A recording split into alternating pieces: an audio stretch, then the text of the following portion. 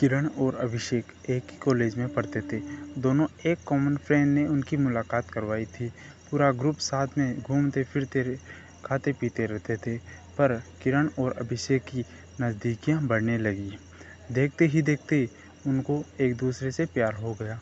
अब वह दोनों अकेले वक्त बिताने लगे। बागों में घूमना, साथ में मूवी देखने जाना, साथ में पढ़ना, वह हर चीज़ एक साथ ही करते थे। देखते ही देखते कॉलेज ख़त्म हो गया और उनका मिलना भी कम हो गया। एक बार किरण और अभिषेक दोनों एक समुद्र किनारे बैठे थे। किरण ने अभिषेक से कहा, अब तो हमारी कॉलेज भी ख़त्म हो गई, अब हम एक साथ वक्त कैसे बिताएंगे। और अब जल्द ही मेरे घर वाले मेरी शादी करवा देंगे। अभिषेक ने उसका हाथ पकड़ते हुए कहा कि किरण, तुम चिंता मत करो, मैंने 1-2 कंपनी में अप्लाई कर दिया है, बस कुछ ही दिनों में अच्छी नौकरी पर लग जाऊंगा, फिर हम अपने घर में बता देंगे। 2 हफ्ते बाद ही अभिषेक को अच्छी कंपनी में नौकरी मिल गई, जैसे कि उन्होंने तय किया था। उन्होंने अपने घर में बता दिया। अभिषेक की माँ तो मान गई, पर उसके पिताजी नहीं मान रहे थे। और यहाँ किरण के घर वालों ने तो साफ इनकार कर दिया था। वह दोनों बहुत परेशान होने लगे कि अब वह क्या होगा, कैसे वह अपने घर वालों को मनाएंगे। बहुत दिन हो गए, दोनों का एक दूसरे से बात करना भी कम हो गया था, क्योंकि किरण के घर वालों ने उसका फ़ोन छीन लिया था और उसके लिए रिश्ता ढूंढ रहे थे। वह कभी कभी अपनी सहेली के घर जाती, तभी अभिषेक को फ़ोन कर पाती थी और बस हमेशा यही कहती थी कि अभिषेक, तुम जल्दी ही कुछ करो, वरना मेरी शादी हो जाएगी। मैं तुमसे बहुत प्यार करती हूँ, तुम्हारे बिना नहीं रह पाऊँगी। अभिषेक भी उसे हमेशा आश्वासन देता था, पर उससे भी नहीं समझ आ रहा था कि वह क्या करे, कैसे अपने घर वालों को मनाए। यही सोचते सोचते वक्त बीता जा रहा था। दोनों बहुत परेशान रहने लगे। अभिषेक घर पे न कुछ खाता था, न ही बात करता था, बस पूरा दिन शांत शांत रहता था। यह देखकर उसकी माँ से रहा नहीं गया और उससे अपने पति को समझाया कि मुझे मेरी बेटे की खुशी से बढ़कर कुछ नहीं है, और अब अगर उसकी शादी होगी तो किरण से ही होगी।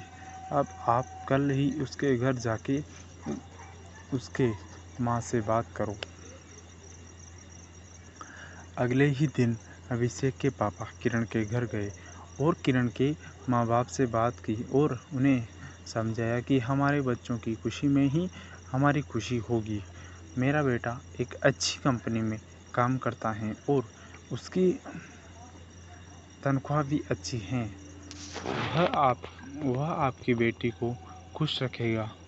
अभिषेक के पिता की बात किरण के माँ बाप मान गए और शादी के लिए राजी हो गए। अभिषेक और किरण की शादी धूमधाम से हुई। दोनों बहुत खुश थे। वह अपने हनीमून के लिए शिमला गए।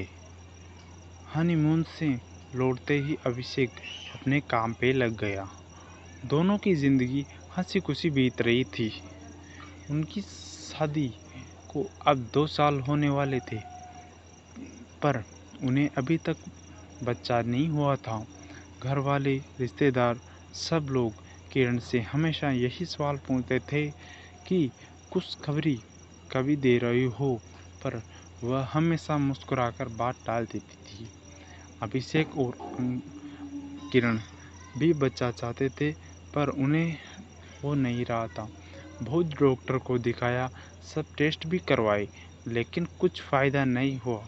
किरण की सांस उससे बाबा के पास भी ले गई, पर वहाँ से भी सिर्फ निराशा ही हाथ आई। किरण हमेशा परेशान थी। उसे यही चिंता खाई जा रही थी कि वह कभी माँ बन पाएगी। 4 साल बीत गए पर उन्हें अभी तक बच्चा नहीं हुआ था। एक दिन विनय ऑफिस से लौटा तो उसकी माँ उससे चिल्लाने लगी कि तूने अपनी मर्जी से शादी की, अब देख रहा है ना, बच्चा भी नहीं हो रहा। अब हमारा वंश आगे कौन बढ़ाएगा? लोगों के ताने सुन सुनकर मेरे कान पक गए हैं। आखिर हमें भी इच्छा होती है कि हम अपने पोते पोतियों को देखें। यह सब किरण सुन रही थी। अभिषेक ने अपनी माँ को समझाया कि जरूरी नहीं कि आपकी बहू में ही कमी हो मुझ में भी हो सकती है। आप शांत हो जाइए। जैसे तैसे उसने अपनी माँ को चुप करवाया और अपने रूम में चला गया। जहाँ किरण वहाँ बहुत रो रही थी। अभिषेक उसके पास गया और उसे गले लगा कर कहने लगा, तुम चिंता मत करो, सब ठीक हो जाएगा। मैं हूँ ना तुम्हारे साथ, मैं तुम्हारा साथ कभी नहीं छोड़ूंगा। और माँ की बात का बुरा मत मानो, वो ऐसे ही कहते हैं। गुस्सा में जाने दो, खाना लगा दो, हम साथ में खाते हैं। किरण थोड़ा शांत हुई और खाना लेकर आई। दोनों ने साथ में खाना खाया और सोने लगे। पूरी रात किरण यही सोचती रही कि कैसे औरत हूँ मैं जो अपने पति को बच्चा भी नहीं दे पा रही, अपना वंश को आगे नहीं बढ़ा पा रही। कितनी बदनसीब हूँ मैं। पूरी रात नहीं सोई और बस रोई जा रही थी। सुबह हुई, सब अपने अपने काम में लग गए। अभिषेक भी ऑफिस के लिए निकल गया। किरण भी अपना काम करने लगी, पर उसके दिमाग में वही रात वाली बात चल रही थी। पूरा दिन यही सोच रही थी। रात को जब अभिषेक घर आया तो कि किरण ने उसे खाना दिया और वह दोनों अपने कमरे में सोने की तैयारी कर रहे थे कि अचानक किरण ने अभिषेक से कहा कि क्यों ना हम एक बच्चे को गोद ले लें। अब हमें तो बच्चा नहीं हो रहा, क्यों ना हम किसी बच्चे को गोद लें और उससे माँ बाप का सुख दें और हमें भी बच्चे का सुख मिल जाएगा। अभिषेक यह बात सुनकर बहुत खुश हुआ। वह दूसरे ही दिन एक दत्तक गृह संस्था गए और वहाँ पूरी बात बताई। दत्तक संग्रहण संस्था वाले ने कहा कि आप एक फॉर्म भर दीजिए, जैसे जैसे ही सब जांच पड़ताल हो जाएगी आपको फ़ोन आ जाएगा। उन्होंने अपना फॉर्म और एक आशा के साथ घर लौटे कि शायद अब उन्हें परेशानी दूर हो जाएगी। 6 महीने हो गए, उनको कॉल नहीं आया। विनय जब भी वहाँ जाता वह लोग उसे एक ही जवाब देते कि कॉल आ जाएगा। पर इंतज़ार की घड़ियां बढ़ती जा रही थी। अब अंकिता किरण हार चुकी थी। वो पूरी तरह से टूट चुकी थी। अभिषेक भी आखिर कितना उसको समझ पाता। दोनों थक चुके थे। उन्हें अभी कोई उम्मीद नहीं रही थी वह कभी माँ बाप बन पाएंगे। पर अभिषेक ने किरण का साथ और कोशिश करना ही नहीं छोड़ा। वह हर 2 दिन में संस्था जाता था। इंतज़ार करते करते 8 महीने हो गए और एक दिन अचानक अभिषेक को कॉल आता है कि आप दत्तक ग्रहण संस्था में आ जाएं, आपके लिए एक खुशखबरी है।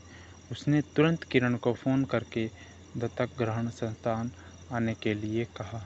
दोनों वहां पहुंचे तो उन्हें पता चला कि उनके एक बेटी गोद दी जा रही है जो सिर्फ 5 महीने की है। अभिषेक और किरण की खुशी का ठिकाना नहीं रहा। अभिषेक तो खुशी के मारे वहीं नाचने लगा। वह दोनों उस बच्चे को लेकर घर आए। अभिषेक की माँ ने उनका पूजा की थाली से स्वागत किया। उन्होंने उसका नाम पायल रखा वह सब बहुत खुश थे। आखिर उन्हें अपनी बेटी जो मिल गई थी। वह अच्छे से खुशहाल ज़िंदगी जीने लगे। बस यही होता है प्यार, जो हर वक्त में तुम्हारा साथ दे और यकीन दिलाए कि हमारी परेशानी हमसे छोटी होती हैं और हमें कभी अपनी ज़िंदगी में उम्मीद नहीं छोड़नी चाहिए। विश्वास हो तो हम सब कुछ पा सकते हैं।